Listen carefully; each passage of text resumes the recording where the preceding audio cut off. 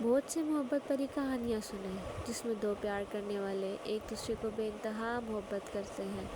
ان کہانیوں میں کچھ کا انجام تو بہت رلا دینے والا تھا، اور کچھ کہانیوں میں تو خوش نصیب لوگ ایک دوسرے کی محبت کو پا گئے۔ لیکن پا لینا یہ ضروری نہیں ہوتا، دلوں میں بسے رہنا بھی محبت کہلاتا ہے۔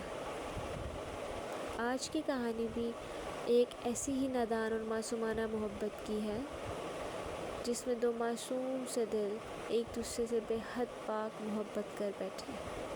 آپ نے پاک محبت کا نام تو ضرور سنا ہوگا، مگر نادان معصوم دلوں میں بسی پاک محبت کی ایک خوبصورت سی کہانی آج میں آپ کو سنانے لگی ہوں۔ یہ کہانی خاور اور اقصیٰ کی ہے۔ خاور بتاتے ہیں کہ ایک شہر میں رہنے والا لڑکا تھا اور اکثر اپنی چھٹیاں گزارنے کے لیے اپنی پھپھو کے پاس آتا تھا گاؤں میں۔ جب کہ میٹرک کے امتحانات سے فارغ ہو کر چھٹیاں تو گزارنے گاؤں گیا، تو میری پھپھو کے گھر ہی میری کزن اور اس کی بیٹی رہتی تھی۔ اس کی بیٹی کا نام اقصیٰ تھا۔ میری پھپھو اقصیٰ کی نانی اماں لگتی تھی رشتے میں۔ جب میں وہاں گیا تو میں نے اقصیٰ کو دیکھا۔ وہ مجھ سے تقریباً 4 سال چھوٹی تھی۔ وہ انتہائی بھولی سی صورت والی خوبصورت اور نفیس لڑکی تھی۔ اس کی مسکراہٹ بہت حسین تھی۔ اقصیٰ میرا ہر کام کرتی تھی، مجھے کھانا دیتی تھی، پانی پلاتی تھی، کبھی کبھی میرے کپڑے بھی دھو دیا کرتی تھی، میرے کپڑے استری کر کے دیتی تھی، کبھی بھی کھانا کھلانے لگتی اور کبھی آ کر مجھے کھانا پیش کرنے لگتی۔ ہم اب شہر کے لڑکوں کو تو اس خدمت کی عادت نہیں تھی، چونکہ میرے کام تو سارے میری امی کرتی تھی، اور نہ میں نے پہلے شہر میں کسی بھی لڑکی کو ایسے کام کرتے دیکھا تھا۔ ہم نئے نئے جوان ہوتے لڑکوں کو کوئی اتنی اہمیت نہیں دیتا، اور میں نے پہلی بار اقصیٰ کو یہ سب کرتے دیکھا، کیونکہ آج تک میری امی کے علاوہ کسی عورت یا لڑکی نے میرے کام نہیں کیے تھے۔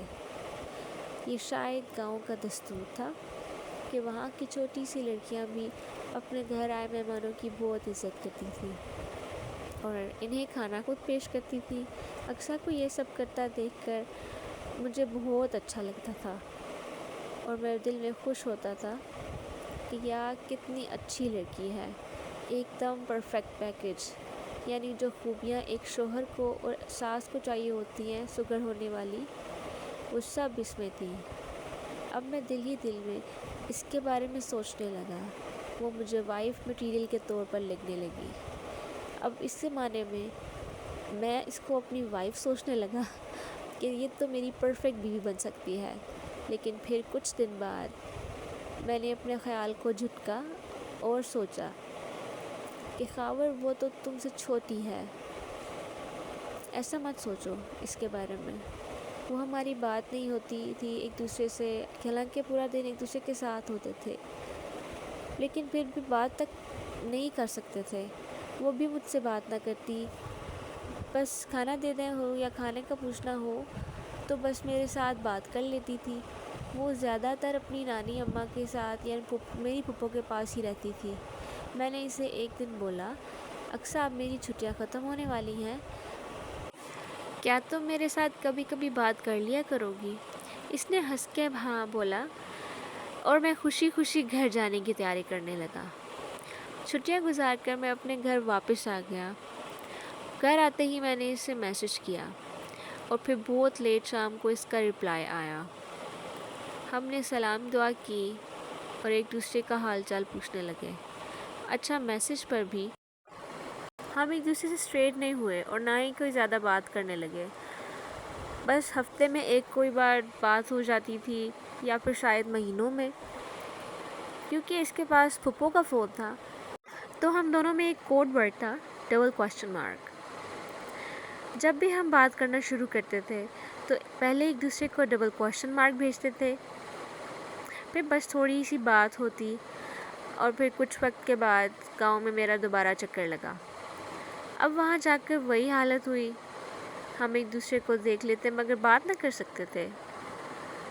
پتہ نہیں ایسا کیا تھا، میسج پر ہم ایسے بات کرتے تھے جیسے بہت پہلے سے ایک دوسرے کو جانتے ہوں، لیکن آمنے سامنے ہم دونوں کی جرأت نہ ہوتی۔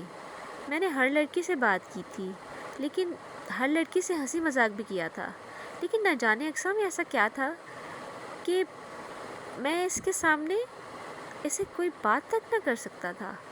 اب پھر سے وہی روٹین شروع ہو گئی، وہ میرے کام کرتی رہتی، اس کی نانی اماں بوڑھی تھیں تو وہ ان کے ساتھ زیادہ وقت گزارتی، انہی کے گھر سے اسکول کے لیے تیار ہوتی، وہ ہر روز ہم دونوں کے لیے روٹی بنا کر پیش کرتی، پھر اسکول جاتی اور پھر میں پورا دن اس کا انتظار کرتا رہتا۔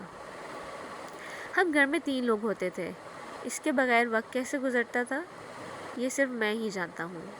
پھر وہ شام کو گھر آتی اور ہمیں کھانا دیتی۔ ایک بہت خوبصورت وقت گزارا ہے وہ۔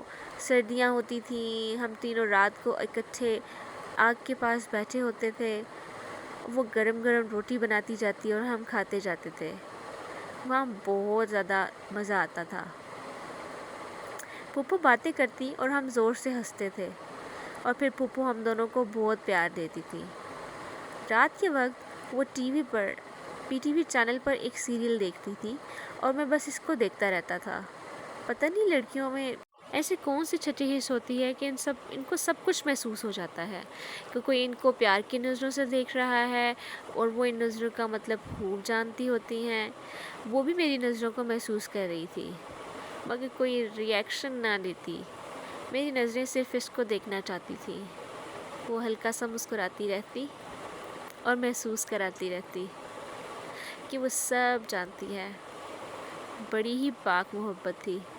ہم 3 لوگ ایک ہی کمرے میں سوتے تھے، 3 الگ چارپائیوں پر، مگر مجال ہے کہ ہماری محبت میں کوئی غلیظ سوچائی ہو کبھی۔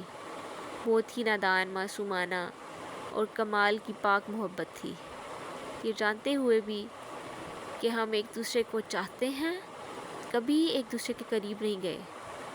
اب ہم بڑے ہو رہے تھے، وہ میٹرک میں آ چکی تھی۔ ایک دن ہم دونوں کے آمنے سامنے بات ہوئی، اور بات بھی بس کیا، اس نے کہا کہ میری کچھ پریکٹیکلز کی بک ہے، کیا آپ مجھے وہ بنا دیں گے؟ اس لڑکی نے پہلی بار بات کی تھی مجھ سے، ورنہ تو آمنے سامنے ہم سے کچھ نہیں بولا جاتا تھا۔ میں نے فوراً سے کہا ہاں ہاں کیوں نہیں، تو بنا دوں گا۔ بس پھر میں نے اس کی فزکس اور کیمسٹری کی بکس لیں اور سارا دن اچھی اچھی ڈرائنگس بنانے لگا۔ میں وہ لڑکا تھا کہ جس نے کبھی اپنی بک نہیں بنائی تھی، ہمیشہ بازار سے خرید لیتا تھا، لیکن اس کے لیے پورے شوق اور ایمانداری سے وہ بکس بنائی۔ شام کو وہ گھر آئی اور میں نے اسے بکس دکھائیں اور پوچھا بتاؤ کیسی لگی؟ تو کہتی ہے ہاں بس ٹھیک ہے۔ لو، میں نے تو اتنی محنت کی تھی اور وہ کہتی ہے کہ بس ٹھیک ہے۔ پھر ایک دن ایسا ہوا کہ وہ اسکول جانے کی تیاری کر رہی تھی، اور وہ جب اسکول جاتی تو آنکھوں میں کاجل لگاتی، اور کاجل لگانے سے کیا حسین اس کی آنکھیں لگتی، اور جب وہ نقاب لگاتی باہر جانے کے لیے